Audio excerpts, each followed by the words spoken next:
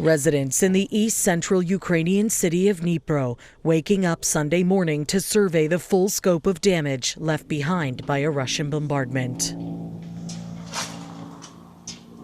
Late Saturday night, the Kremlin launched a barrage of missiles at the city, one of which hit a residential building. According to local officials, 4 people were killed in the strike and at least 25 were also injured. I heard the whistle of a missile flying past, and half a second later there was an explosion.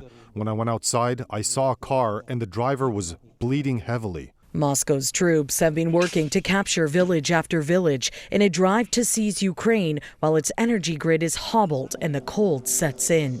With the civilians now facing their 3rd winter in mid-war, Ukrainian President Volodymyr Zelenskyy is appealing to U.S. officials to convince skeptics in Europe that Ukraine should be invited to join NATO. We can count on the next steps only if there's political will. There are 2 months left in the current administration in the United States.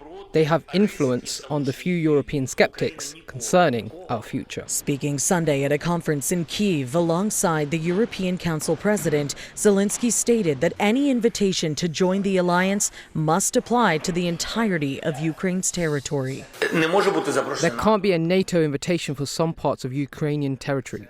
It would mean an automatic recognition that all other territories are not only in danger, but are not part of Ukraine.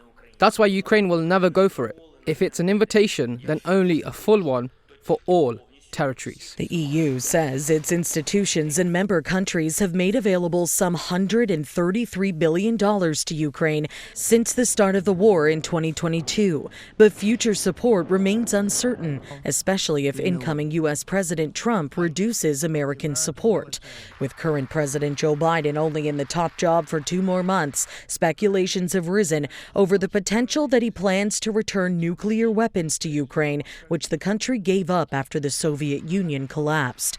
White House National Security Advisor Jake Sullivan confirming Sunday that's not the case. That is not under consideration.